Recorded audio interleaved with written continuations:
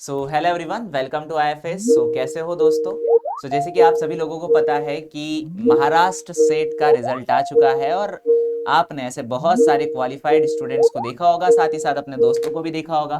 But ऐसे कुछ aspirant जिनसे मैं आपको मिलवाना जरूर चाहूँगा, जिन्होंने महाराष्ट्र सेट के एग्ज़ाम को क्वालिफाई किया। सुनते हैं उनकी ही जुबानी, उनकी कहानी। मिलते हैं कि ऐसे ही एस्पिरेंट से बात करते हैं वैभव से। वेलकम वैभव।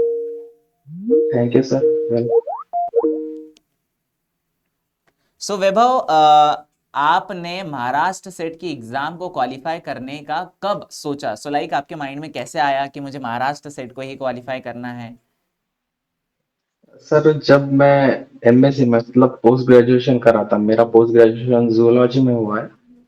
तब हमारे सीनियर्स वगैरह गाइडेंस करते थे, हमारे लेक्चरर जो थे उन्होंने बताया था मतलब क्या करना होता है एमएससी के बाद, पोस्ट ग्रेजुएशन के बाद। तो उन्होंने जैसा गाइडेंस किया था उसके हिसाब से हमने जब प्रिपरेशन बाद में होने के बाद मैंने ये प्रिपरेशन चालू कर दी थी। अच्छा। प्रिपरेशन के लिए फिर आप आईएफएस के किस प्लेटफॉर्म के साथ कनेक्टेड थे? सर मैं यूट्यूब के साथ कनेक्टेड था। अच्छा, मतलब आपने यूट्यूब के साथ में कनेक्शन किया था।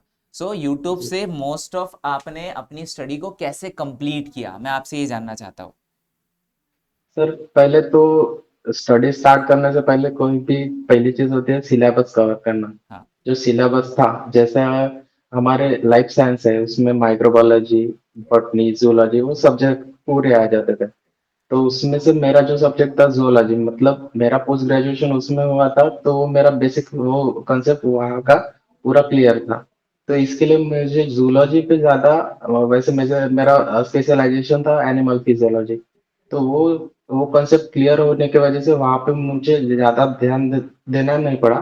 जैसे बाकी जो सब्जेक्ट है जैसे कि मॉलिक्यूलर बायोलॉजी हो गया और बॉटनी हो गया, तो वो मैं यूट्यूब या अदर नोट्स निकाल के वहां से कंप्लीट करता था। जैसे मेरा जो मतलब जैसे कि मेरा जो फेवरेट सब्जेक्ट था, मतलब टॉपिक हुआ, मेथडोलॉजी हुआ और पेपर वन। जे पेपर वन पेपर वन वैसे मैं बीएड हूँ, तो वहाँ पे मुझे कुछ ज्यादा ये नहीं प्रॉब्लम नहीं आया, क्योंकि टीचिंग एप्टीट्यूड एप्टीट्यूड तो मेरा बीएड में ही हो गया था और रिसर्च एप्टीट्यूड उसमें ही हो गया। कंपटीशन जैसे मैं गवर्नमेंट जॉब्स के लिए प्रिपेयर कर रहा था, उसकी वजह से मेरा रीजनिंग वगैरह बेसिक वो कंसेप्ट पूरा क्लियर था। तो उस पेपर वन में ज्यादा हार्ड नहीं किया। फिर मेरा करना था सिर्फ अपना पेपर टू के लिए। तो पेपर टू जैसे कि हमारा जुअलॉजी का पहला था एनिमल फिजियोलॉजी, वो सब क्लियर था। इसके लिए मेरा बाकी का जो दो माइक्रोबायोलॉजी हो गया, एनिमल फिजियोलॉजी तो हुआ ही था। तो ऐसे सिलेबस कवर करते करते पूरा कंप्लीट नहीं किया मैंने। जितना कट ऑफ मुझे चाहिए था, जितना क्वालिफाई होने के लिए मार्क्स चाहिए थे, उतना सिलेबस मैंने कवर किया और सिलेबस के थ्रू गया था मैंने। चलो, बहुत बढ़िया वैभव। आपने मोस्ट ऑफ सिलेबस को कवर किया था और वो भी सेल्फ किया है। नेक्स्ट जी कि सर। अगर कभी आप अपना सिलेबस जब कंप्लीट कर रहे थे उस वक्त पर आपको कोई ना कोई तो डाउट्स आते होंगे। आप उन डाउट्स को कैसे क्लियर करते थे फिर? सर सिलेबस में अगर डाउट हो रहा था तो जैसे कि मैंने बताया वो यूट्यूब था, जो कॉन्सेप्ट वहां पे सर्च किया तो आईएफएस के मोस्ट ऑफ द टीचर्स वहां पे बहुत अच्छे थे। तो वहां पे आईएफएस का कोई भी वीडियो देख लिया उस टॉपिक का, तो वो कॉन्सेप्ट क्लियर करने के लिए यूट्यूब तो है ही। चलो, बहुत बढ़िया। नेक्स्ट आपका क्या है फिर प्लान, मतलब किस फील्ड में आपको आगे बढ़ना है?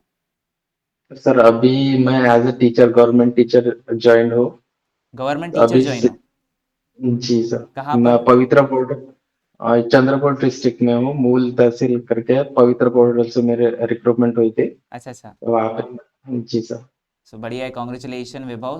कि आप पहले से ही गवर्नमेंट जॉब के अंदर हो एंड देन फाइनली कि आपका आगे प्रमोशन ही हो। थैंक यू वैभव कि आपने अपने जो गोल्डन वर्ड्स हैं हमारे सारे एस्पिरेंट्स को अपनी स्ट्रेटेजी बताई कि आखिरकार यूट्यूब से पढ़ने के बाद भी अपनी एग्ज़ाम को क्वालिफाई किया जा सकता है।